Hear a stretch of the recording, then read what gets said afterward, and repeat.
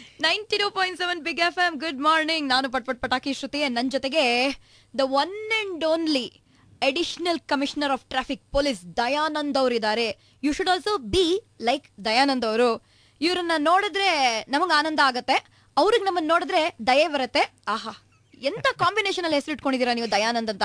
ಹೌದು, compassion tempered with pleasure, happiness ಮತ್ತು ಆನಂದ ಎರಡೂ ಇರ್ತದೆ. ಹೇಳಿ, ಏನಾದ್ರು ಹೇಳಿ. ಏನ್ ಹೇಳ್ಬೇಕು? ಏನಾದ್ರು ಹೇಳಿ. ನೀವು ಏನು ಸಾಮಾನ್ಯವಾಗಿ ಹೇಳ್ದೇ ಇರೋ ಏನಾದ್ರು ವಿಷಯ ಹೇಳಿ. ಯಾವ್ದೊಂದು ಹಾಡು ಹಾಡಿ ಇಲ್ದಿದ್ರೆ.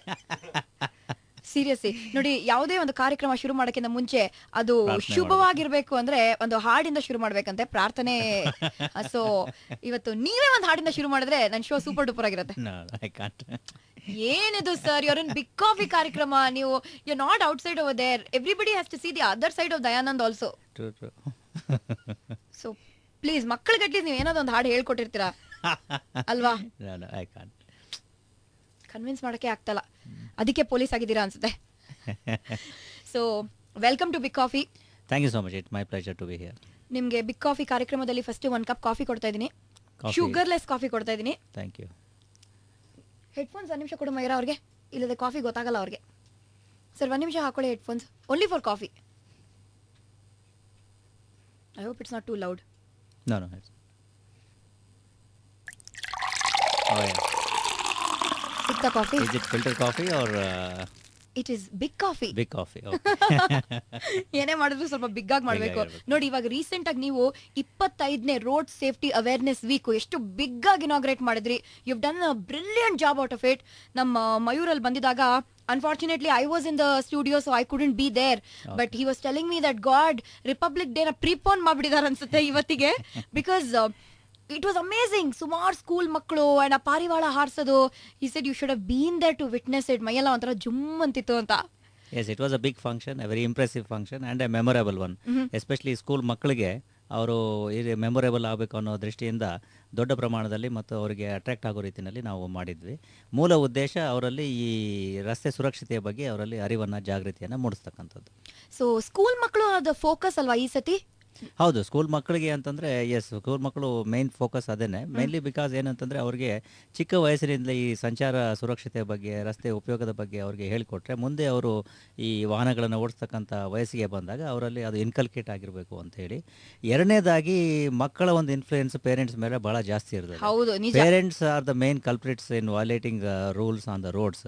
ಸೊ ಮಕ್ಕಳೇ ಅವ್ರಿಗೆ ಹೇಳೋವಾಗಬೇಕು, ಅಪ್ಪ ಹೆಲ್ಮೆಟ್ ಹಾಕೊಂಡು ಓಡಿಸು, ಇಲ್ಲ ಸೀಟ್ ಬೆಲ್ಟ್ ಹಾಕೊಂಡು ಓಡಿಸು ಅಂತ ಹೇಳಿ. ಸೊ ದಟ್ ಅದು ಇಲ್ಲದೆ ಇದ್ರೆ ಹೆಲ್ಮೆಟ್ ಹಾಕಲ್ದಿದ್ರೆ ನೀನು ಮೋಟರ್ ಸೈಕಲ್ ಕೂತ್ಕೊಳ್ಳೋದಿಲ್ಲ ಅಂತ ಹೇಳಿದ್ರೆ ಸ್ಕೂಲ್ಗೆ ಹೋಗ್ಲಿಕ್ಕೆ, ಸೊ ಅವಾಗ ಸ್ವಲ್ಪ ಅವರಿಗೆ ಅರಿವು ಬರ್ತದೆ ಅಂತ ಹೇಳಿ. ಬಟ್ ನಿಮಗೆ ಯಾವತ್ತಾದ್ರೂ ಟಿಕೆಟ್ ಸಿಕ್ಕಿದ್ಯಾ? ನನಗೆ ಈಗ ಸಿಕ್ಕಿಲ್ಲ, ಯಾಕೆಂದರೆ ಈಗ ನಾನು ವಾಹನ ಓಡಿಸ್ತಾ ಇಲ್ಲ, ಡ್ರೈವರ್ ಇರೋದ್ರಿಂದ. ಬಟ್ ಮುಂಚೆ ಓಡಿಸ್ತಾ ಇರುವಾಗ ಖಂಡಿತವಾಗಿ ನಾನು ಬೆಂಗಳೂರಿನಲ್ಲಿ ಈ ಮೋಟರ್ ಸೈಕಲ್ ಓಡಿಸ್ಕೊಂಡೇ ಜೀವನವನ್ನು ಕಳೆದಿರ್ತಕ್ಕಂಥ ಯಂಗ್ಸ್ಟರ್ ಡೇಸಲ್ಲಿ ಸಿಕ್ಕಾಪಟ್ಟೆ ಓಡಿಸ್ತಾ ಇದ್ದೆ ಎಲ್ಲ ಕಡೆನಲ್ಲೂ. ಅದಕ್ಕೂ ಮುಂಚೆ ಬೈಸಿಕಲ್, ಬೆಂಗಳೂರು ತುಂಬ ಬೈಸಿಕಲ್ನಲ್ಲಿ ಓಡಾಡ್ತಾ ಇದ್ವಿ. ಅವಾಗ ವಾಹನಗಳೇ ಇರಲಿಲ್ಲ ಬೆಂಗಳೂರು ನಗರದಲ್ಲಿ. ಸೊ ಎಲ್ಲಿ ಬೇಕಾದರೂ ನೀವು ಬೈಸಿಕಲ್ನಲ್ಲಿ ಓಡಾಡ್ಬೋದಾಗಿತ್ತು. ನಂತರ ಮೋಟರ್ ಸೈಕಲಲ್ಲಿ ಓಡಿಸಿದ್ದೇನೆ. ಅವಾಗ ಪೊಲೀಸರು ಹಿಡಿದಿದ್ದಾರೆ, ದಂಡ ಹಾಕಿದ್ದಾರೆ, ಎಲ್ಲ ಕಟ್ಟಿಯಾಗಿದೆ. ಸೊ ಅಲ್ಲಿಂದಾನೇ ನಿಮ್ಮ ಇನ್ಸ್ಪಿರೇಷನ್ ಹುಟ್ಟಿ ಉಕ್ಕಿ ಹರಿದಿರ್ಬೋದು, that is even I am going to do this job one day ಅಂತ. That was only inspiration, now it is only perspiration. Super, ತುಂಬಾ ಚೆನ್ನಾಗಿ ಹೇಳಿದ್ರಿ. ಸೊ ದಯಾನಂದ್ ಅವರೇ, ಟೆಲ್ ಮಿ, ಇವಾಗ 26 ಲಕ್ಷ ಜನಗಳು are tuned in to us. ನೀವು what is the motive behind ನೀವು ಇಷ್ಟೆಲ್ಲ ಮಾಡ್ತೀರಾ? The road safety awareness, wear helmets, no honking, wear your seat belt ಅಂತೆಲ್ಲ ಮಾಡ್ತೀವಿ ನಾವು. But it end of it ಏನ್ ಹೇಳ್ತೀರಾ, ನಾಯಿ ಬಲ ಡೊಂಕು ಅಂತಾರಲ್ಲ, it just doesn't change. Police ಅವರು ಬೆಳಗಿಂದ ರಾತ್ರಿ ತನಕ ಮಳೆ ಬಿಸಿಲು ಏನೇ ಆಗ್ಲಿ ಪಾಪ ರೋಡಲ್ಲಿ ನಿಂತ್ಕೊಂಡು ಕೆಲಸ ಮಾಡ್ತಾನೆ ಇರ್ತಾರೆ. ಇವತ್ ಬೇರೆ ಕಣ್ಣೀರಾಗ್ತಾ ಇದ್ರು, ಈ 2 hours ಎಕ್ಸ್ಟೆಂಡ್ ಮಾಡ್ಬಿಟ್ರೆ ನೈಟ್ ಲೈಫ್ ನ, ನಮ್ ಲೈಫ್ ಹೊಟ್ಟೋಗುತ್ತೆ, ನಮಗ್ ನೈಟ್ ಲೈಫ್ ಇರ್ಲಿ, ಡೇ ಲೈಫ್ ಇರಲ್ಲ ಅಂತ, ಲೈಫೇ ಹೋಗ್ಬಿಡುತ್ತೆ ಅಂತ ಬೇಜಾರ್ ಮಾಡ್ಕೊಳ್ತಾ ಇದ್ರು. ಸೊ ಇಷ್ಟೆಲ್ಲ ನೀವು ಮಾಡ್ತಾ ಇದ್ದೀರಾ, is it making any sense? Is it helping you rather than helping people ಅನ್ನೋಕ್ಕಿಂತ ಆ people doing something about it? ಇಲ್ಲ, ಮುಖ್ಯವಾಗಿ ಏನಂತಂದರೆ ನಮ್ಮ ಉದ್ದೇಶ ಇರತಕ್ಕಂಥದ್ದು ಈ ಸಂಚಾರ ನಿಯಮಗಳನ್ನು ಪಾಲಿಸ್ತಕ್ಕಂಥದ್ದು. ಅದು ಕೇವಲ ನಿಯಮಗಳ ಪಾಲನೆಗೋಸ್ಕರ ಮಾತ್ರ ಆಗಬಾರ್ದು, ಅದು ನಿಮ್ಮ ಸುರಕ್ಷತೆಯಿಂದ ದೃಷ್ಟಿಯಿಂದ ನೀವು ಮಾಡ್ತಾ ಇದ್ದೀರಿ ಅಂತಕ್ಕಂಥ ಒಂದು ಭಾವನೆ ಅಥವಾ ಮನಪರಿವರ್ತನೆ ಜನರಲ್ಲಿ ಬರಬೇಕು. ಸೊ ಆ ಒಂದು ದೃಷ್ಟಿಯಿಂದ ನಾವು ಈ ಎಲ್ಲ ಕಾರ್ಯಕ್ರಮಗಳನ್ನು ಮಾಡ್ತಾ ಇರತಕ್ಕಂಥದ್ದು.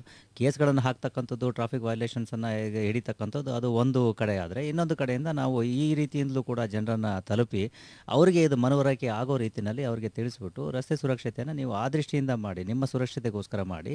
ಬರೀ ಪೊಲೀಸರು ಇದ್ದಾರೆ, ರೋಡಲ್ಲಿ ನಿಂತಿದ್ದಾರೆ, ಕೇಸ್ ಹಾಕ್ತಾರೆ ಅಥವಾ ಹಿಡಿತಾರೆ ಅಂತಕ್ಕಂಥ ಒಂದು ಭಾವನೆಯಿಂದ ಬೇಡ ಅಂತಕ್ಕಂಥದ್ದು ನಮ್ಮ ಒಂದು ಯೋಚನೆ.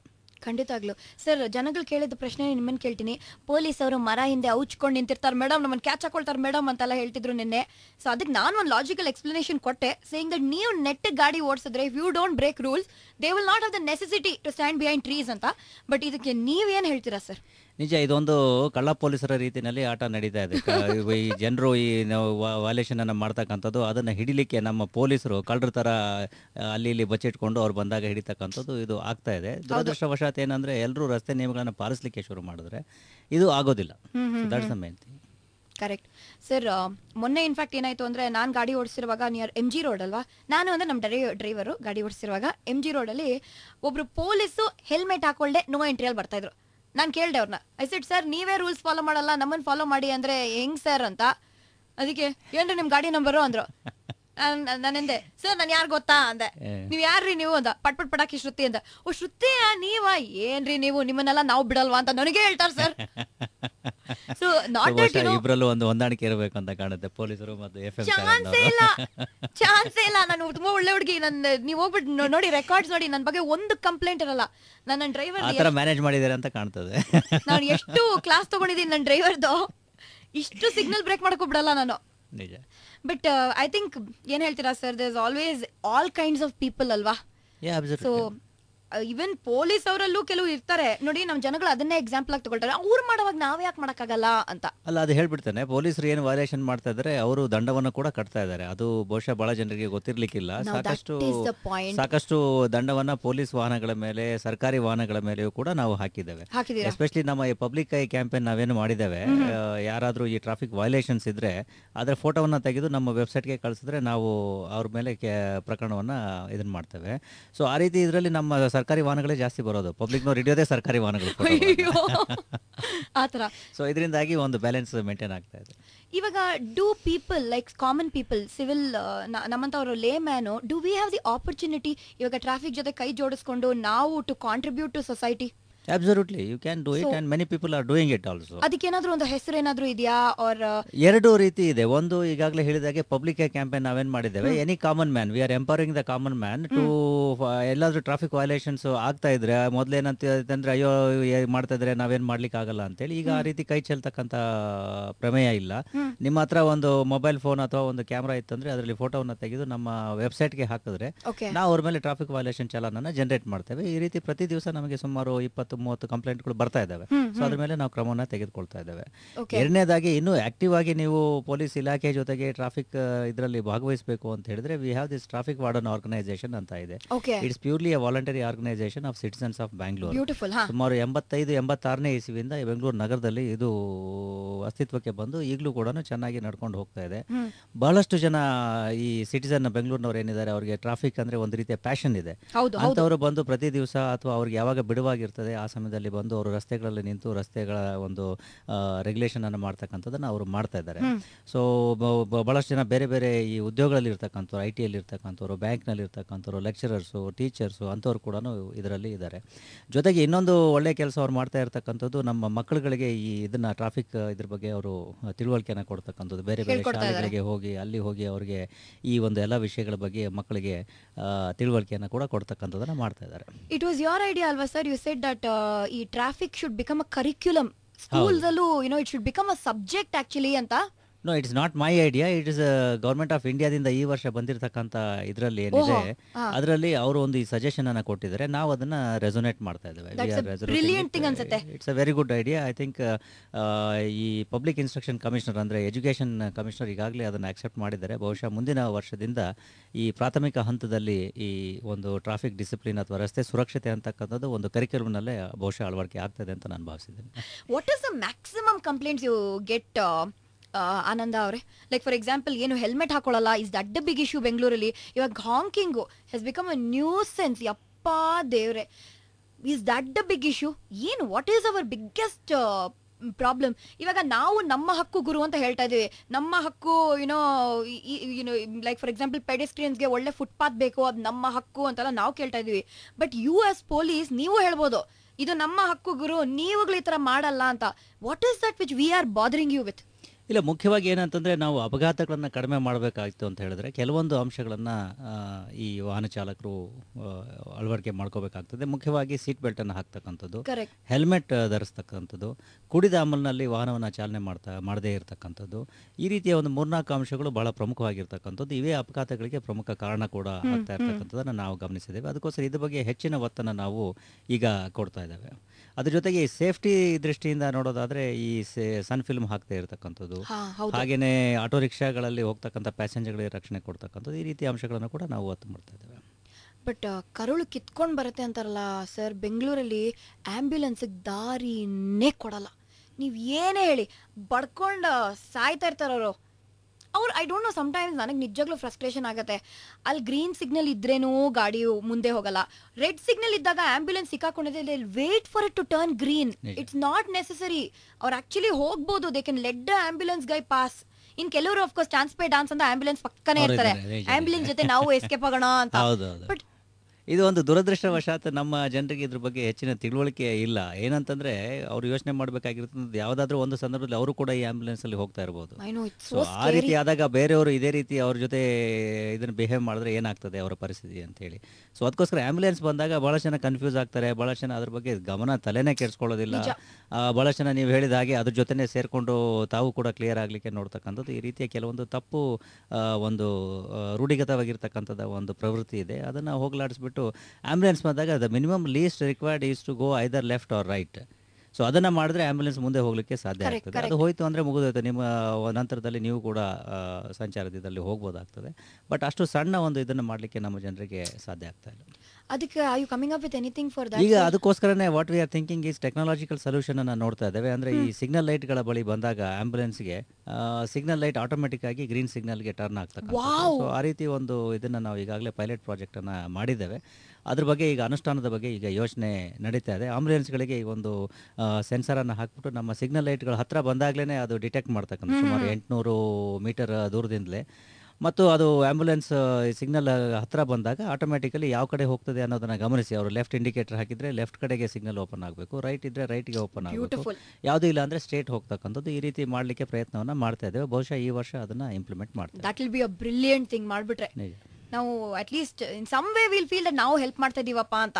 ಏನು ಮಾಡ್ದೇನೆ ಅನ್ಸತ್ತಷ್ಟೇ ಅಟ್ಲೀಸ್ಟ್. ಈ bike ambulance idea is also brilliant one sir. Two wheeler ambulance ಮೊನ್ನೆ ತಾನೇ ಇನಾಗ್ರೇಟ್ ಮಾಡಿದ್ರಲ್ಲ. ಓನ್ಲಿ ಥಿಂಗ್ ಇಸ್ ಅದರಲ್ಲಿ ಫಸ್ಟ್ ಏಡ್ ಬಾಕ್ಸ್ ಮಾತ್ರ ಇದೆ, ಆಕ್ಸಿಜನ್ ಟ್ಯಾಂಕ್ ಎಲ್ಲ ಇಲ್ಲ. You wanted to add that, but is it feasible? I mean for example ಕೆಲವೊಂದು ಸಂದರ್ಭಗಳಲ್ಲಿ ಅನುಕೂಲ ಆಗ್ಬೋದು. ಲೈಕ್ ಪ್ರಮುಖವಾಗಿ ಯಾವ್ದಾದ್ರು ಮೈನರ್ ಆಕ್ಸಿಡೆಂಟ್ಸ್ ಅಥವಾ ಮೈನರ್ ಏಲ್ಮೆಂಟ್ಸ್ ಇದ್ದಾಗ ಮೇನ್ ಥಿಂಗ್ ರಿಕ್ವೈರ್ಡ್ ಅಂತಂದ್ರೆ ಅವರನ್ನ ಹಾಸ್ಪಿಟಲ್ಗೆ ಆದಷ್ಟು ಶೀಘ್ರವಾಗಿ ನಾವು ಅವರನ್ನ ತಲುಪಿಸ್ತಕ್ಕಂಥದ್ದು. ದ ಗೋಲ್ಡನ್ ಅವರ್ ಪ್ರಿನ್ಸಿಪಲ್ ಅಂತ ಹೇಳ್ತೇವೆ. 1 hour ನಲ್ಲಿ ಅವರು with in that period if is transfer to the hospital, the chances of survival are more ಅಂತ ಹೇಳಿ. ಸೊ ಆ ಸಂದರ್ಭದಲ್ಲಿ ಈ ರೀತಿ ಒಂದು ಇದನ್ನ ಉಪಯೋಗ ಮಾಡಬಹುದಾಗ್ತದೆ.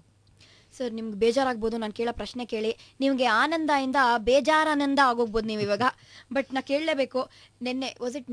ಮೊನ್ನೆ ರೇಸ್ ಕೋರ್ಸ್ ರೋಡಲ್ಲಿ 20 ನಿಮಿಷ ಟ್ರಾಫಿಕ್ ಜಾಮ್ ಅಲ್ಲಿ ಇದ್ದೆ ಸರ್, ರೆಡ್ ಸಿಗ್ನಲ್ ಅಲ್ಲಿ. ಬಿಕಾಸ್ ಸಮ್ ಗ್ರೇಟ್ ಮಹಾನು ಮಿನಿಸ್ಟರ್ ಅವರು ಪಾಸ್ ಆಗ್ತಾ ಇದ್ರು. ತುಂಬಾ ಕಷ್ಟ ಆಗುತ್ತೆ ಸರ್. ಇಸ್ ಇಟ್ ನೆಸೆಸರಿ ಅವ್ರ ಮಿನಿಸ್ಟರ್ಗಳು ಓಡಾಡುವಾಗ ಟು ಗಿವ್ ಇಲ್ಲ, ಈಗ ಬಹುಶಃ ಮಿನಿಸ್ಟರ್ ಯಾರು ಓಡಾಡ್ತಾ ಇದ್ರು ಆದ ಸಂದರ್ಭದಲ್ಲಿ ಗೊತ್ತಿಲ್ಲ. ಬಟ್ ಮಿನಿಸ್ಟರ್ಗಳಿಗೆ ನಾವೇನು ಕ್ಲಿಯರೆನ್ಸ್ ಕೊಡೋದಿಲ್ಲ. ಓನ್ಲಿ VVIP ಮೂವ್ಮೆಂಟ್ ಅಂತೇಳಿ, ಅಂದರೆ ಗವರ್ನರ್ ಅಥವಾ ಚೀಫ್ ಮಿನಿಸ್ಟರ್ ಈ ರೀತಿ ಯಾರಾದರೂ ಹೋಗ್ತಾ ಇದ್ರೆ ಅವರಿಗೆ ನಾವು ಸೆಕ್ಯೂರಿಟಿ ದೃಷ್ಟಿಯಿಂದ ಮತ್ತು ಅವರ ಒಂದು ರಕ್ಷಣೆಯ ದೃಷ್ಟಿಯಿಂದ ನಾವು ಇದನ್ನ ಕ್ಲಿಯರೆನ್ಸನ್ನು ಕೊಡಬೇಕಾಗ್ತದೆ. ಬಟ್ ಜನರಲಿ ಆ ಸಂದರ್ಭದಲ್ಲೂ ಕೂಡ ನಾವು ಮಾಡ್ತಕ್ಕಂಥದ್ದು ನಮ್ಮಲ್ಲಿ ವೈರ್ಲೆಸ್ ಸಿಸ್ಟಮ್ ಎಲ್ಲ ಇರೋದ್ರಿಂದ ಅವರು ಯಾವ ರಸ್ತೆಯಲ್ಲಿ ಹೋಗ್ತಾ ಇದ್ದಾರೆ, ಯಾವಾಗ ನೆಕ್ಸ್ಟ್ ಜಂಕ್ಷನ್ಗೆ ಬರ್ತಾರೆ ಅದನ್ನು ನೋಡಿಕೊಂಡು ಆ ಸಮಯದಲ್ಲಿ ಮಾತ್ರ ಅವರು ಪಾಸ್ ಆಗುವಾಗ ಮಾತ್ರ we give clearance to these vehicles ಅಷ್ಟೇ. ಅಲ್ಲ, ಕೆಲವೊಂದು ಸಂದರ್ಭದಲ್ಲಿ ಏನಾಗಿದೆಯೋ ನಿಮಗೆ ಗೊತ್ತಿಲ್ಲದೆ ಇರ್ಬೋದು. ಬಹುಶಃ ಮುಂದೆ ಏನಾದರೂ ವೆಹಿಕಲ್ ಬ್ರೇಕ್ ಡೌನ್ ಆಗಿರುತ್ತೆ ಅಥವಾ ಇನ್ನೊಂದು ಬೇರೆ ಕಾರಣಗಳು ಕೂಡ ಇರ್ಬೋದು, ಅಥವಾ ಈ ರೀತಿ ಯಾರಾದರೂ CM ಅಥವಾ ಗವರ್ನರ್ ಹೋಗಿರ್ಬೋದು. ಬೈ ದ ವೇ, ನೀವು ಒಂದು ಇನ್ವೆಸ್ಟಿಗೇಟಿಂಗ್ ಟೀಮ್ ಅಲ್ಲಿ ಇದ್ರಂತೆ before you got into the traffic department. How true is that? I was in crime. Wow. Joint CP crime ಆಗಿದ್ದೆ ನಾನು. ಅದಾದ ನಂತರದಲ್ಲಿ ಈಗ ಟ್ರಾಫಿಕ್ಗೆ ಬಂದಿದ್ದೆ. ತುಂಬಾ interested sir. I always want to become a crime investigative journalist. Oh, I thought ನಿಮಗೆ crime ಮಾಡ್ಲಿಕ್ಕೆ ಇಷ್ಟ ಇದೆ. ಇಲ್ಲ. But are there any crazy rules ನಮ್ಮ ಬೆಂಗಳೂರಲ್ಲಿ? ಯಾಕಾದ್ರೂ ಈ ತರ ರೂಲ್ಸ್ ಇದೆಯೋ ಅಂತ ಟ್ರಾಫಿಕ್ ಡಿಪಾರ್ಟ್ಮೆಂಟ್ ಅಲ್ಲಿ ನಿಮ್ಗೆ ಅನ್ಸಿದ್ಯಾ? ಯಾವ್ದಾದ್ರು ಹಳೇ ರೂಲ್ಸ್ ಹಂಗೆ ಕ್ಯಾರಿ ಫಾರ್ವರ್ಡ್ ಹಾಕೊಂಡು ಬಂದಿರೋದು? ಒಂದು ಹೇಳ್ಬೋದು ಅಂತಂದ್ರೆ, ನಮ್ಮ ಟ್ರಾಫಿಕ್ ಇದರಲ್ಲಿ ಇಂಡಿಯನ್ ಮೋಟರ್ ವೆಹಿಕಲ್ ಆಕ್ಟ್ ನಲ್ಲಿ ಬಾಲ್ಡ್ ಟೈರ್ ಅಂತ ಒಂದು ಅಫೆನ್ಸ್ ಇದೆ. Bald tyre? ಅಯ್ಯೋ ಪಾಪ. ಈಗ ಅದನ್ನ ನಾವು ತೆಗೆದಾಕಿದ್ದೇವೆ. ಇಷ್ಟು ದಿವಸ ನಮ್ಮ ಬೋರ್ಡಲ್ಲೂ ಇರ್ತಾ ಇತ್ತು ಅದು ಬಾಲ್ ಟೈರ್ ಅಂತ ಹೇಳಿ. Okay. ಅಂದ್ರೆ ಫ್ಲಾಟ್ ಟೈರ್ ಇದ್ರೆ ಗೊತ್ತು. ಈ ಹೋಗುವಾಗ ಸೇಫ್ಟಿ ದೃಷ್ಟಿಯಿಂದ ಒಳ್ಳೇದಲ್ಲ ಅಂತ ಹೇಳಿ that is one of the violation. ಹಿಂದೆ ಅದ್ರ ಮೇಲೆ ಕೂಡ ಟ್ರಾಫಿಕ್ ಪೊಲೀಸರು ಕೇಸ್ಗಳನ್ನ ಹಾಕ್ತಾ ಇದ್ರು. Okay. So ಈ ವರ್ಷದಿಂದ ನಾವು ಅದನ್ನ ತೆಗೆದ್ಬಿಟ್ಟಿದ್ದೇವೆ. ಬೇಡ ಅದು ಬಾಲ್ ಟೈರ್ ಬೇಡ ಅಂತ ಹೇಳಿ, ಸುಮ್ಮನೆ ಅನಾವಶ್ಯಕ ವೇಸ್ಟ್ ಅದು ಅಂತ ಹೇಳಿ I know. ತೆಗೆದಾಕಿದ್ದೇವೆ. So ಆ ಗಾಡಿ ರೀತಿ ಕೆಲವೊಂದು ಇರ್ತವೆ. ಗಾಡಿ ಪಂಚರ್ ಆದ್ರೆ ನಾವೇನ್ ಮಾಡಕ್ಕಾಗತ್ತೆ, ಟೈರ್ ಹತ್ರ ತಗೊಳ್ಳಿ ಕಾಸು ಅನ್ಬೇಕಷ್ಟೇ ಅಲ್ವಾ? Exactly. Sir, any new rules you planning to come up with? New rules ಅಂತಂದರೆ ನ್ಯೂ ರೂಲ್ಸನ್ನು ನಾವು ಮಾಡಲಿಕ್ಕೆ ಆಗೋದಿಲ್ಲ. ಬಟ್ ಗೌರ್ಮೆಂಟ್ ಆಫ್ ಇಂಡಿಯಾ ಮತ್ತು ಗೌರ್ಮೆಂಟ್ ಆಫ್ ಕರ್ನಾಟಕದಿಂದ ಮಾಡಬೇಕಾಗ್ತದೆ. ಒಂದು ಇದನ್ನು ನಾವು ಗಮನಿಸಿರ್ತಕ್ಕಂಥದ್ದು, ಬಹುಶಃ ಸಾರ್ವಜನಿಕರು ಇದನ್ನು ಕೆಲವರು ಒಪ್ಪಲಿಕ್ಕಿಲ್ಲ, ಬಟ್ ಈಗ ಇರ್ತಕ್ಕಂಥ ಫೈನ್ ಅಮೌಂಟ್ ಏನಿದೆ ಅದು ಭಾಳ ಕಡಿಮೆ ಇದೆ. ಹೌದು. ಸೊ ಟ್ರಾಫಿಕ್ ವೈಲೇಷನ್ಗೆ ಮೋಸ್ಟ್ ಆಫ್ ದ ವೈಲೇಷನ್ಸ್ಗೆ 100 ರೂಪೀಸ್ ಮಾತ್ರ ಫೈನ್. ಒಂದು ಎಕ್ಸಾಂಪಲ್ ಕೊಡಬೇಕು ಅಂತಂದರೆ, ನೋ ಪಾರ್ಕಿಂಗ್ ಬೆಂಗಳೂರು ನಗರದಲ್ಲಿ parking is a big this thing problem, nuisance ಆಗ್ತದೆ. ಸೊ ನೋ ಪಾರ್ಕಿಂಗ್ ಇದಕ್ಕೆ ವೈಲೇಷನ್ಗೆ ಫೈನ್ ಇರ್ತಕ್ಕಂಥದ್ದು ಕೇವಲ 100 ರೂಪಾಯಿ ಮಾತ್ರ. ವೇರ್ಯಾಸ್ ನೀವು ಯಾವುದಾದ್ರೂ ಮಾಲಲ್ಲಿ ಅಥವಾ ಇದರಲ್ಲಿ ಹೋದರೆ 1 ಅವರ್ಗೆ ಅವರು 150 ರೂಪಾಯಿ 200 ರೂಪಾಯಿ ತಗೊಳ್ತಾರೆ. ಅದಕ್ಕೋಸ್ಕರ ನಮ್ಮ ಪೊಲೀಸ್ನವ್ರು ಯಾರಾದರೂ ಕೇಸ್ ಹಾಕ್ಲಿಕ್ಕೆ ಹೋದ್ರೆ, ಆಯ್ತು ನಿಮ್ದು 100 ರೂಪಾಯಿ ಎಲ್ಲ ತಗೊಳ್ಳಿ, ನಾವು ಇಲ್ಲೇ ನಿಲ್ಲಿಸ್ಬಿಟ್ಟು ಹೋಗ್ತೀವಿ ಅಂತಕ್ಕಂಥ ಮಾತನ್ನ ಆಡ್ತಕ್ಕಂಥ ಜನಗಳು ಕೂಡ ಇದ್ದಾರೆ. ಖಂಡಿತಾಗ್ಲು ಹೌದು. ಬಟ್ ಈ ಫೈನ್ಸ್ ಅನ್ನೋದು ಒನ್ ಮೋರ್ ಥಿಂಗ್, ಹೆಂಗೆ ನಾನು ಫೈನ್ ಹಾಕ್ತಾರೆ, ಕಟ್ಕೊಂಡು ಹೋಗೋಣ ಬಿಡುಗರು ಅಂತ, it's become a very casual thing. ಅಲ್ಲ, ಅದಕ್ಕೋಸ್ಕರನೇ ಈ ಮಲ್ಟಿಪಲ್ ಅಫೆನ್ಸಸ್ ಆದಾಗ ನಾವು ಅವರ ಡ್ರೈವಿಂಗ್ ಲೈಸೆನ್ಸನ್ನು ಸಸ್ಪೆಂಡ್ ಮಾಡಲಿಕ್ಕೆ ಅವಕಾಶ ಇದೆ ಕಾನೂನಿನಲ್ಲಿ. ನಮ್ಮ ಬ್ಲ್ಯಾಕ್ಬೆರಿ ಸಿಸ್ಟಮ್ನಲ್ಲಿ ಈಗ ನಾವು ಆಟೋಮೇಷನ್ ಸೆಂಟರ್ನಲ್ಲಿದ್ದ ಅವ್ರಿಗೆ ನೀವು ಬರೀ ಇವಾಗಿನ ವೈಲೇಷನ್ ಮಾತ್ರ ಇದಾಗೋದಿಲ್ಲ, ಹಿಂದೆ ನೀವು ಏನೇನು ವೈಲೇಷನ್ ಮಾಡಿದ್ರಿ ಅದು ಕೂಡ ನಮಗೆ ಗೊತ್ತಾಗ್ತದೆ. ಹೀಗಾಗಿ ಮಲ್ಟಿಪಲ್ ಅಫೆನ್ಸಸ್ ಇದ್ದರೆ we can seize the impound the driving licence ಮತ್ತು ಅದನ್ನು ಸಸ್ಪೆನ್ಷನ್ ಕೂಡ ಮಾಡ್ಬೋದು. ಈಗಾಗಲೇ RTO ಡಿಪಾರ್ಟ್ಮೆಂಟಿಂದ ಸುಮಾರು 1,500 ಲೈಸೆನ್ಸ್ಗಳನ್ನು ನಮ್ಮ ಒಂದು ಕೋರಿಕೆ ಮೇಲೆ ಸಸ್ಪೆಂಡ್ ಮಾಡಿದ್ದಾರೆ. My god. So that is also there. ಮತ್ತೆ ರೀಅಪ್ಲೈ ಮಾಡಬೇಕು ಅಂದ್ರೆ ಪಾಪ. ಹೌದು. ಮತ್ತೆ ಎಲ್ಲ test they have to go through the entire exercise, whole process. But is it really true? ನನ್ನ ಪ್ರೊಡ್ಯೂಸರ್ ಮಯೂರ ಹೇಳ್ತಾ ಇದ್ದ that ವರ್ಲ್ಡ್ ಅಲ್ಲೇ ಇರೋಕೆ ಹೆಚ್ಚು 2 ವೀಲರ್ಸ್ ನಮ್ಮ ಬೆಂಗಳೂರಲ್ಲೇ ಇದೆ ಗೊತ್ತಾ ಅಂತ. So Bengaluru is a city of 2 wheelers. So ಸುಮಾರು 70% ವಾಹನಗಳು ಬೆಂಗಳೂರು ನಗರದಲ್ಲಿ 2 ವೀಲರ್ಸ್ ಇದ್ದಾವೆ. ನಮ್ಮ ವಾಹನಗಳ ಸಂಖ್ಯೆ ರಿಜಿಸ್ಟರ್ ಆಗಿರ್ತಕ್ಕಂಥದ್ದು ಬೆಂಗಳೂರು ನಗರದಲ್ಲಿ 48 ಲಕ್ಷದಷ್ಟು ಇದೆ. ಅದ್ರ ಜೊತೆಗೆ ಬೇರೆ ಅನ್ರಿಜಿಸ್ಟರ್ಡ್ ವೆಹಿಕಲ್ಸ್ ಬೆಂಗಳೂರು ನಗರಲ್ಲಿ ಓಡಾಡ್ತಕ್ಕಂಥದ್ದು ಎಲ್ಲ ಸೇರಿದ್ರೆ ಒಂದು 55 ಲಕ್ಷ ಆಗ್ಬೋದು. ಅದರಲ್ಲಿ 70% 2 ವೀಲರ್ಗಳು ಇದಾವೆ. ಇದೆ. ಹೌದು, it's a city of 2 wheelers. And 2 wheelers ತುಂಬಾ rash driving sir, whatever you say. ಮೊನ್ನೆ ಒಂದು ಪೂಜಾರಿ ನಮ್ಮ ಇದಕ್ಕೆ I-10ಗೆ ಉಜ್ಕೊಂಡು ಹೋಗಿದ್ದಾರೆ. ಅವ್ರಿಗೇನೋ ಭಯಕ್ಕೂ ಆಗ್ಲಿಲ್ಲ ಪೂಜಾರಿ ಅಂತ. 2 ವೀಲರ್ ಅಲ್ಲಿ ಲೆಫ್ಟ್ ಇಂದ ರೈಟ್ ಟರ್ನ್ ತಗೊಂಡ್ರು ಸರ್ ಅಂತ. ಏನ್ ಹೇಳೋದು ನಿಜ. ಈಗ ಏನಾಗ್ತದೆ ಅಂದರೆ, ಬೆಂಗಳೂರು ನಗರದಲ್ಲಿ ಅಥವಾ ಬೇರೆ ಕಡೆಗಳಲ್ಲೂ ಕೂಡ ಅಪಘಾತಗಳಲ್ಲಿ ಈ ಪೆಡೆಸ್ಟ್ರಿಯನ್ಸ್ ಫಸ್ಟ್ ಮೇಯ್ನ್ ಇಂಪ್ಯಾಕ್ಟ್ ಆಗ್ತಕ್ಕಂಥದ್ದು ಪೆಡೆಸ್ಟ್ರಿಯನ್ಗೆ, ಎರಡನೇದು ಸೈಕಲ್ಸು ಮತ್ತು ನಂತರದಲ್ಲಿ 2 ವೀಲರ್ಸ್. ಸೊ ಅದಕ್ಕೋಸ್ಕರ we call them the vulnerable section. So impact ಕೂಡ ಜಾಸ್ತಿ ಅವ್ರಿಗೆ ಆಗ್ತಕ್ಕಂಥದ್ದು. ಅಪಘಾತಗಳಲ್ಲಿ ಈ ಒಂದು ವಾಹನಗಳೇ ಜಾಸ್ತಿ ಇನ್ವಾಲ್ವ್ ಆಗ್ತಕ್ಕಂಥದ್ದು ಮತ್ತು ಸಾವು ನೋವುಗಳು ಕೂಡ ಇದರಲ್ಲೇ ಜಾಸ್ತಿ ಆಗ್ತಕ್ಕಂಥದ್ದು. ಕರೆಕ್ಟ್. ಮೋಟಾರ್ ವೆಹಿಕಲ್ ಆಕ್ಟ್ ಪ್ರಕಾರ ಐ ಹರ್ಡ್ ದಟ್ ಹ್ಯಾಪೆಜಾರ್ಡ್ ಆಗಿ ನೀವು ಇಷ್ಟ ಬಂದಂಗೆ ಪಾರ್ಕಿಂಗ್ ಎಲ್ಲ ಮಾಡಿದ್ರೆ, like if somebody has park the vehicle haphazard ಆಗಿ ಇಷ್ಟ ಬಂದಂಗೆ ಪಾರ್ಕ್ ಮಾಡಿದ್ರೆ ಪೊಲೀಸ್ ಕಂಪ್ಲೇಂಟ್ ಕೊಡ್ಬೋದಂತೆ ಅವ್ರ ಬಗ್ಗೆ? ಕೊಡ್ಬೋದು, ಪೊಲೀಸ್ ಕಂಪ್ಲೇಂಟ್ ಕೊಡ್ಬೋದು. ಭಾಳ ಜನ ಕೊಡ್ತಾ ಇದ್ದಾರೆ. ನಾವು ಕ್ರಮವನ್ನು ಕೂಡ ತೆಗೆದುಕೊಳ್ತಾ ಇದ್ದೇವೆ. ನಮ್ಮಲ್ಲಿ ಟೋಯಿಂಗ್ ವೆಹಿಕಲ್ ಕೂಡ ಇದೆ, ಟೋ ಮಾಡ್ತೇವೆ. ಇಲ್ಲದೆ ಹೋದರೆ ಆ ಲಾಕನ್ನು ಹಾಕ್ತೇವೆ. ಸೊ ಈ ರೀತಿ ಬೇರೆ ಬೇರೆ ರೀತಿಯಲ್ಲಿ ನಾವು ಕ್ರಮ ತಗೊಳ್ತೇವೆ. Sir, once you come up with an idea saying that ಅಕಸ್ಮಾತ್ ಗರಾಜ್ ಇದ್ರೆ ಮಾತ್ರ ನೀವು ಗಾಡಿಗಳನ್ನ ಖರೀದಿ ಮಾಡ್ಬೋದು. ಮನೆ ಮುಂದೆ ಪಾರ್ಕಿಂಗ್ ಮಾಡ್ತಾರೆ ಗೊತ್ತಾ, ರೋಡ್ ಅಲ್ಲಿ ಲೈನ್ ಆಗಿ ಅಂತವ್ರು ಗಾಡಿ ಪಾರ್ಕ್ ಮಾಡಂಗಿಲ್ಲ ಅಂತ. ಬಟ್ ಅದು ಎಲ್ಲೋ ಕಳ್ದೋಯ್ತು ಅನ್ಸುತ್ತೆ sir rule. It is proof of parking ಅಂತೇಳಿ ಇಟ್ಸ್ ಅ ಕಾನ್ಸೆಪ್ಟ್. ಕೆಲವೊಂದು ಪಾಶ್ಚಾತ್ಯ ದೇಶಗಳಲ್ಲಿ ಇದು ಇದೆ. ಪಾರ್ಕಿಂಗ್ಗೆ ನಿಮ್ಮಲ್ಲಿ ಜಾಗ ಇದ್ರೆ ಅದರ ಪ್ರೂಫ್ ಅನ್ನು ನೀವು ಕೊಟ್ಟಾಗ ಮಾತ್ರ ನಿಮ್ಮ ವಾಹನ ರಿಜಿಸ್ಟರ್ ಆಗ್ತದೆ. Without having sufficient space for parking ನೀವು ವಾಹನವನ್ನು ತೆಗೆದುಕೊಂಡ್ರೆ ಈಗಾಗಲೇ ಹೇಳಿದ ಹಾಗೆ ರಸ್ತೆಗಳನ್ನು ನಿಲ್ಲಿಸಬೇಕಾಗ್ತದೆ. ಬೆಂಗಳೂರು ನಗರದಲ್ಲಿ ನಾವು ನೋಡ್ತಕ್ಕಂಥದ್ದು ಕೆಲವು ಕಡೆಗಳಲ್ಲಿ ಒಂದೇ ಮನೆಯಲ್ಲಿ 2, 3, 4 ವಾಹನಗಳು ಇರ್ತವೆ. ಒಂದು ಒಳಗಡೆ ಇದ್ರೆ ಉಳಿದಿದ್ವೆಲ್ಲ ರೋಡ್ ಮೇಲೇ ಇರ್ತವೆ. ಅದರ ಸುರಕ್ಷತೆ ಮತ್ತು ಪಾರ್ಕಿಂಗ್ ಇದು ಆಗ್ತಕ್ಕಂಥದ್ದು, ರಸ್ತೆಗಳಿಗೆ ಇದಕ್ಕೆ ತೊಂದರೆ ಆಗ್ತಕ್ಕಂಥದ್ದು, ಈ ರೀತಿಯನ್ನು ನಾವು ಗಮನಿಸ್ತಾ ಇದ್ದೇವೆ. ಸೊ ಅದಕ್ಕೋಸ್ಕರ ಪ್ರೂಫ್ ಆಫ್ ಪಾರ್ಕಿಂಗ್ ಅನ್ನ ಇರಬೇಕು ಅಂತೇಳಿ ಒಂದು ಇದನ್ನ ಪ್ರಪೋಸಲ್ ಅನ್ನ ಮೂವ್ ಮಾಡಿತ್ತು. ಬಟ್ ಸರ್ಕಾರ ಮಟ್ಟದಲ್ಲಿ ಅದಕ್ಕೆ ಇನ್ನೂ ಮನ್ನಣೆ ಸಿಕ್ಕಿಲ್ಲ. ನಮ್ಮನೆ ಗೇಟ್ ಮುಂದೆನೇ ನಿಲ್ಸಿರ್ತಾರೆ, ಅಲ್ಲಿ ನೋ ಪಾರ್ಕಿಂಗ್ ಅಂತ ಬೋರ್ಡ್ ಹಾಕಿರ್ತೀವಿ. ಇಲ್ಲ, ಭಾಳ ಕಡೆಗಳಲ್ಲಿ ಈ ರೀತಿ ಕಂಪ್ಲೇಂಟ್ಗಳು ಬರ್ತಾ ಇದ್ದಾವೆ. ಬೇರೆ ಕಡೆ ಹೋಗಿ ನಿಲ್ಲಿಸ್ತಕ್ಕಂಥದ್ದು, ಬೇರೆಯವರಿಗೆ ತೊಂದರೆ ಮಾಡ್ತಕ್ಕಂಥದ್ದು, ಈ ರೀತಿ ಬರ್ತಾ ಇದ್ದಾವೆ. We are taking action. But then ಏನಂದರೆ ಜನರಲ್ಲಿಯೂ ಕೂಡ ಇದ್ರ ಬಗ್ಗೆ ತಿಳುವಳಿಕೆ ಬರಬೇಕಾಗ್ತದೆ. How much inconvenience we are causing to others ಅಂತ ಹೇಳಿ. ಗಂಡನಿಗೆ ಒಂದು ಗಾಡಿ, ಮಕ್ಕಳು ಹೆಂಡತಿಗೆ ಒಂದು ಗಾಡಿ, ಮಕ್ಕಳನ್ನ ಸ್ಕೂಲಿಗೆ ಬಿಡ್ಲಿಕ್ಕೆ ಒಂದು ಗಾಡಿ, ಮತ್ತೆ ವೀಕೆಂಡ್ ನಲ್ಲಿ ಎಲ್ಲಾದ್ರೂ ಔಟಿಂಗ್ ಹೋಗ್ಲಿಕ್ಕೆ ಇನ್ನೊಂದು ಗಾಡಿ. ನಾವು ಆಕ್ಚುಲಿ ವರ್ಲ್ಡ್ ಪಾಪ್ಯುಲೇಷನ್ ಡೇ ದಿನ ಮನೆಗೆ ಒಂದು ಮಗು ತರ ಮನೆಗೆ ಒಂದು ಗಾಡಿ ಅಂತ ಮಾಡಿದ್ವಿ. ಆತರ ಯಾವ್ದಾದ್ರು ಒಂದು ರೂಲ್ ಬಂದ್ರೆ ತುಂಬಾ ಉಪಯೋಗ ಆಗುತ್ತೆ. ಆ ರೀತಿ ಒಂದು ಕ್ಯಾಂಪೇನ್ ನಾವು ಲಾಂಚ್ ಮಾಡಬೇಕು ಅಂತ ಕಾಣುತ್ತೆ. ಪ್ಲೀಸ್ ಮಾಡಿ. ಈಗೀಗ ಹಂಗೆ ಆಗ್ಬಿಟ್ಟಿದೆ. People I have a feeling that ಈ ಲೋನ್ಸ್ ಅನ್ನ ಕೊಡೋದ್ ನಿಲ್ಸಿದ್ರೆ ಗಾಡಿಗಳ ಮೇಲೆ ಗಾಡಿ ವಾಹನ ಸಂಖ್ಯೆ ಕಮ್ಮಿ ಆಗತ್ತೆ ಸರ್. ಈಗ ಎಷ್ಟು ಈಸಿ ಆಗ್ಬಿಟ್ಟಿದೆ ಅಂದ್ರೆ ಯಾರಾದ್ರೂ ಲೋನ್ ತಗೊಂಡ್ ಗಾಡಿ ತಗೊಳ್ತಾರೆ. ಹೆಂಗಾದ್ರೂ ಏನ್ ಅಬ್ಬಬ್ಬ ಅಂದ್ರೆ ತಿಂಗಳಿಗೆ ಎಷ್ಟು ಕಟ್ಬೇಕು, 10,000 ಕಟ್ಬೇಕಾ, ಕಟ್ಕೊಂಡು ಹೋಗೋಣ ಗುರು ಅಂತ ಆ ಲೋನ್ ಫಸ್ಟ್ ನಿಲ್ಸ್ಬಿಟ್ರೆ I think automatically vehicle population will go down. ನಿಜ. ಅದ್ರ ಜೊತೆಗೆ ಪಬ್ಲಿಕ್ ಟ್ರಾನ್ಸ್ಪೋರ್ಟ್ ಇನ್ನೂ ಇಂಪ್ರೂವ್ ಆಗಬೇಕಾಗ್ತದೆ. ಪಬ್ಲಿಕ್ ಟ್ರಾನ್ಸ್ಪೋರ್ಟ್ ಹೆಚ್ಚು ಒಳ್ಳೆಯದಾದಷ್ಟು ಜನರು ಈ ರೀತಿ ತಮ್ಮ ಪ್ರೈವೇಟ್ ವೆಹಿಕಲ್ಗಳನ್ನು ಉಪಯೋಗ ಮಾಡ್ತಕ್ಕಂಥದ್ರ ಸಂಖ್ಯೆ ಕಡಿಮೆ ಆಗ್ತದೆ. So that also should happen. somehow but Bangalore is so cosmopolitan alva sir. I somehow fail to see metro ಬಂದಾದ್ಮೇಲೂ I doubt if lot of people are going to take the metro ಅಂತ ಅನಿಸ್ತಾ ಇದೆ ನನಗೆ. ಇವಾಗ ಸಂಪಿಗೆ ರೋಡಲ್ಲಿ metro ready ಆಗ್ತದೆ, ದಿನ ನೋಡ್ತೀನಿ ಅದು ಟ್ರಯಲ್ ರನ್ ಮಾಡ್ತಾ ಇರುತ್ತೆ ಪಾಪ, ಅದ್ರ ಪಾಡಗೆ ಅದು ಹೋಗಿ ಬಂದು ಎಲ್ಲ. ಬಟ್ ಸುಮಾರು ಜನರನ್ನ ಮಾತಾಡ್ಸಿ ಕೇಳಿದಾಗ ಅವ್ರು ಹೇಳ್ತಾರೆ, ಅಯ್ಯೋ ಇಲ್ಲ ನಾವು ನಮ್ಮ ಗಾಡಿಯಲ್ಲಿ ಹೋಗಿ ಹೋಗಿ ಅಭ್ಯಾಸ ಆಗ್ಬಿಟ್ಟಿದೆ. ಇಟ್ಸ್ ಅನ್ಲೈಕ್ ಡೆಲ್ಲಿ ಅಥವಾ ಮುಂಬೈ ಅಲ್ವಾ, where people are so dependent on the metro.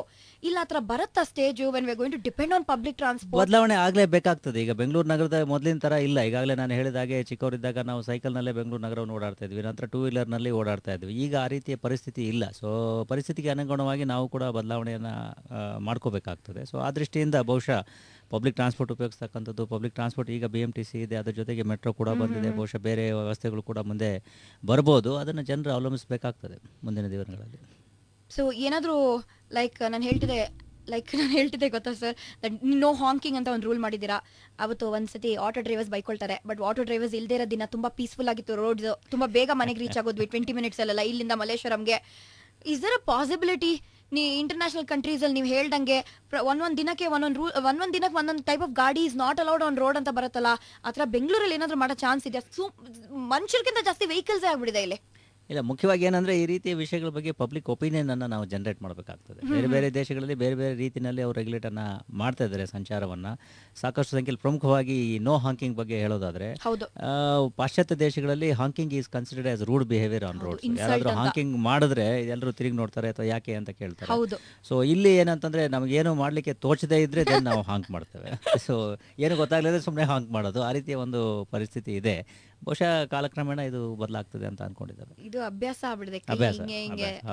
And ಅವ್ರಿಗೆ ಜನರಿಗೆ ಏನ್ ಭಯ ಅಂದ್ರೆ ನಾವು ಕರೆಕ್ಟ್ ಆಗಿ ಓಡಿಸಿದ್ರು ಪಕ್ಕದವನ್ ಹೆಂಗೋ ಬಂದ್ಬಿಟ್ರೆ ಅದಕ್ಕೆ ಎಲ್ಲದಕ್ಕೂ ಹಾಂಕ್ ಮಾಡೋದು, ಎಲ್ಲದಕ್ಕೂ ಹಾಂಕ್ ಮಾಡ್ಬೇಕು ಅಂತ ಅನ್ಸ್ಬಿಟ್ಟಿದೆ. ಅಟ್ಲೀಸ್ಟ್ ರೋಡಲ್ಲಿ ಹೋಗ್ತಾ ಇದ್ರೆ ಒಂದು 2 ನಿಮಿಷಕ್ಕೆ ಒಂದೊಂದ್ಸಲ ಹಾಂಕ್ ಮಾಡ್ತಾ ಇದ್ರೆ ಜನರಿಗೆ ಗೊತ್ತಾಗ್ತದೆ ವಾಹನ ಬರ್ತಾ ಇದೆ ಅಂತ ಹೇಳಿ.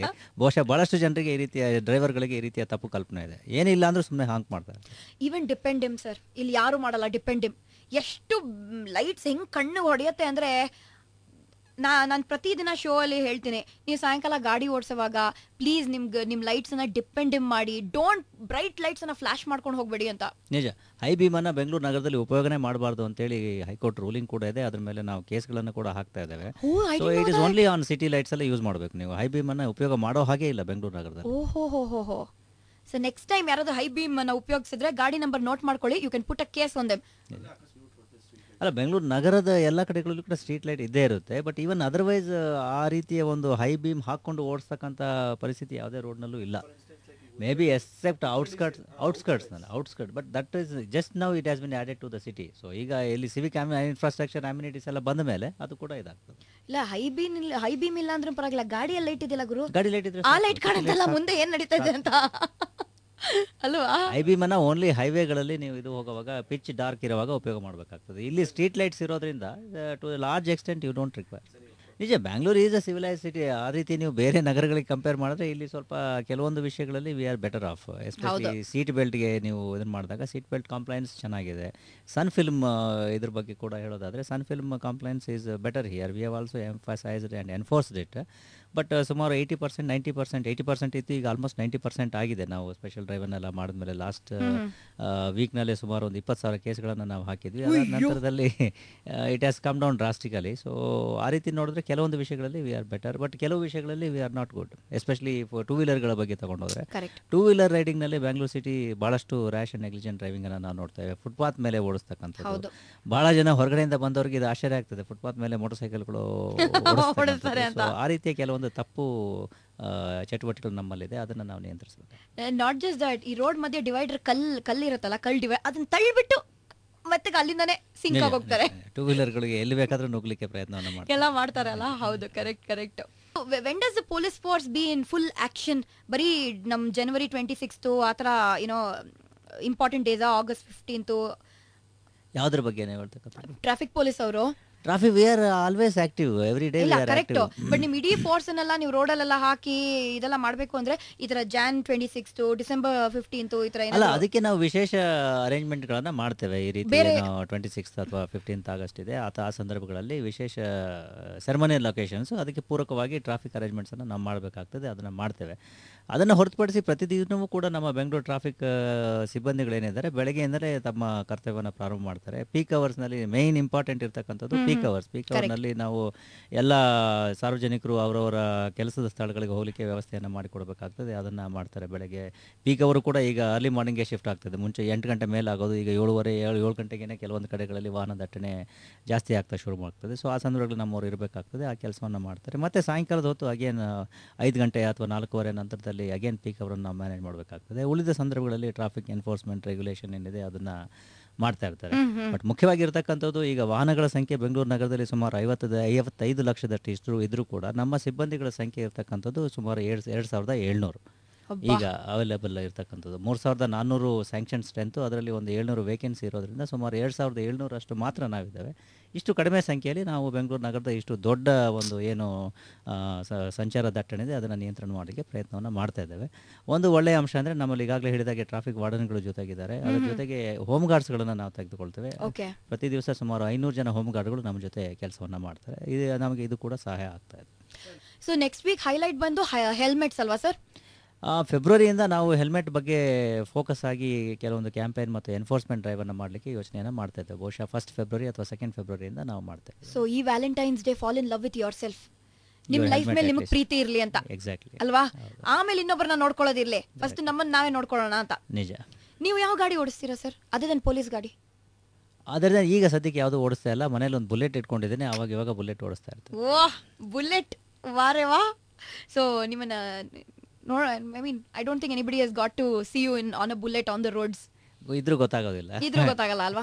ಯಾಕಂದ್ರೆ ಹೆಲ್ಮೆಟ್ ಹಾಕೊಂಡೇ ಓಡಿಸ್ತೇನೆ, ಹೆಲ್ಮೆಟ್ ಹಾಕಿ ನಾನು ಎಂದೂ ಓಡಿಸಿಲ್ಲ. No rules breaking. No rules break.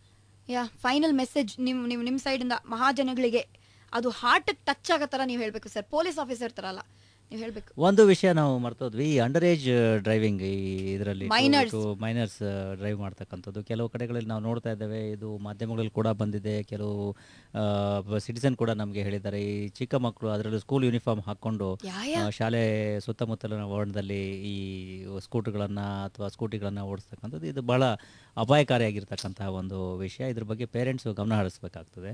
ನಾನು ಹೇಳಿದ ಹಾಗೆ ಇದು ಒಂದು ರೀತಿ ಪಿಸ್ತೂಲನ್ನು ಮಕ್ಕಳ ಕೈಯಲ್ಲಿ ಕೊಟ್ಟ ಹಾಗೆ.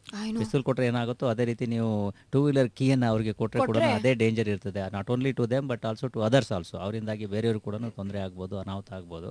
ಅದಕ್ಕೋಸ್ಕರ ಈ ಅಂಡರ್ ಏಜ್ ಡ್ರೈವಿಂಗ್ ಬಗ್ಗೆ ಸ್ವಲ್ಪ ಪೇರೆಂಟ್ಸು ಗಮನ ಹರಿಸಬೇಕು. ಅವರ ಮಕ್ಕಳುಗಳು ಈ ರೀತಿ ವಾಹನಗಳನ್ನು ಎಷ್ಟೇ ಅವರು ಹಠ ಮಾಡಿದ್ರು ಅಥವಾ ರಿಕ್ವೆಸ್ಟ್ ಮಾಡಿದ್ರು ಕೂಡ ಕೊಡದೇ ಇರತಕ್ಕಂಥದ್ದು ಒಳ್ಳೆಯದು. ಅವರ ಆ ಒಂದು ಏಜ್ಗೆ ಬಂದಾಗ, ಲೈಸೆನ್ಸನ್ನು ಹೊಂದಕ್ಕಂಥ ಒಂದು ವಯಸ್ಸು ಬಂದಾಗ, ಆ ಸಂದರ್ಭದಲ್ಲಿ ಅವರು ಸರಿಯಾದ ತರಬೇತಿಯನ್ನು ತೆಗೆದುಕೊಂಡು ಲೈಸೆನ್ಸನ್ನು ತೆಗೆದುಕೊಂಡು ಓಡಿಸಲಿ, ಯಾರು ಬೇಡ ಅನ್ನೋದಿಲ್ಲ. ಬಟ್ ಅದಕ್ಕೂ ಪೂರ್ವದಲ್ಲಿ ಮಾಡಿಸ್ಲಿಕ್ಕೆ ಹೋದರೆ ಅದು ಅನಾಹುತಕ್ಕೆ ಆಹ್ವಾನ ಮಾಡಿದಾಗ ಆಗ್ತದೆ. ನಿಜ. ಇವತ್ತು ಬೆಳಗ್ಗೆ ಆಕ್ಚುಲಿ ರಮೇಶ್ ಅಂತ ಒಬ್ರು ಫೋನ್ ಮಾಡಿದ್ರು. ಹಿ ಸೆಡ್, ಮೇಡಮ್ ನನ್ನ ಮಗಳ ಕಾಲ್ ಮೇಲೆ ಒಂದು ಲಾರಿ ಹೊಟ್ಟೋಯ್ತು ಅಂಡ್ ನಾವು ಕೇಸ್ ಹಾಕಿದ್ವಿ, 5 ವರ್ಷದಿಂದ ಪೆಂಡಿಂಗ್ ಇದೆ ಕೇಸು, 5 ಲಕ್ಷ ಕೊಡ್ತೀನಿ ಅಂತ ಹೇಳ್ಬಿಟ್ಟು ಇವಾಗ ಇಲ್ಲ ದುಡ್ಡು ಬರಲ್ಲ, ಬಂದ್ರೆ 1 ಲಕ್ಷ ಬರುತ್ತೆ ಅಂತ ಇದಾರೆ. ನಾನು ಯಾರ ಹತ್ರ ಹೋಗಿ ಕಂಪ್ಲೇಂಟ್ ಮಾಡ್ಬೇಕು ಇವಾಗ ಅಂತ ನನ್ನನ್ನು ಕೇಳಿದ್ರು. ನಾನು ನಿಮ್ಮನ್ನು ಕೇಳ್ತೀನಿ ಅಂತ ಹೇಳಿದೆ. ಇಲ್ಲ, ಅದು ನ್ಯಾಯಾಲಯದಲ್ಲಿ ಇತ್ಯರ್ಥ ಆಗಬೇಕಾಗ್ತದೆ. ಅವ್ರ ಕೇಸ್ ಈಗ ಪೆಂಡಿಂಗ್ ಇದೆ ಅಂತ ಹೇಳಿರೋದ್ರಿಂದ ನ್ಯಾಯಾಲಯದಲ್ಲಿ ಇತ್ಯರ್ಥ ಆಗಬೇಕಾಗ್ತದೆ. ಅವ್ರು ಏನು ಕಾಂಪನ್ಸೇಷನ್ ಅವ್ರಿಗೆ ಇದನ್ನು ಮಾಡ್ತಾರೆ, ನ್ಯಾಯಾಲಯದಿಂದ ಅವಾರ್ಡ್ ಆಗುತ್ತೆ, ಅದನ್ನು ಅದಕ್ಕೆ ಅವರು ಹಕ್ಕುಬದ್ಧರಾಗ್ತಾರೆ. ಓಕೆ ರಮೇಶ್, ನೀವು ದಯಾನಂದ್ ಅವ್ರು ಹೇಳಿದ ಮಾತು ಕೇಳಿ ಹೇಳಿದ್ರಿ. ಸೊ ನೀವು ಗ್ಯಾರಂಟಿ ಆ ಲಾಯರ್ನೇ ವಾಪಸ್ ಹಿಡಿಬೇಕಾಗತ್ತೆ. ಆ್ಯಂಡ್ ಬರ್ತೀನಿ ಬಿಡಿ, ನಾನು ನಿಮ್ಮ ಜೊತೆ ಏನಾದರೂ ಹೆಲ್ಪ್ ಬೇಕು ಅಂದರೆ will get it solved. Okay. So ಇವತ್ತು ಬಿಗ್ ಕಾಫಿಯಲ್ಲಿ ನಮ್ಮ ಜೊತೆಗೆ ಆನಂದ ಇದ್ರು, ದ ಒನ್ ಅಂಡ್ ಓನ್ಲಿ ನಮ್ಮ additional commissioner of police traffic, the good looking Dayanand ಅವರು. So thank you so much for being on big coffee. Thank you so much, it's a pleasure. ಇಷ್ಟು serious ಸಬ್ಜೆಕ್ಟ್ಸ್ನ ನೀವು ತುಂಬಾ ಆರಾಮಾಗಿ ಹೇಳಿದ್ರಿ.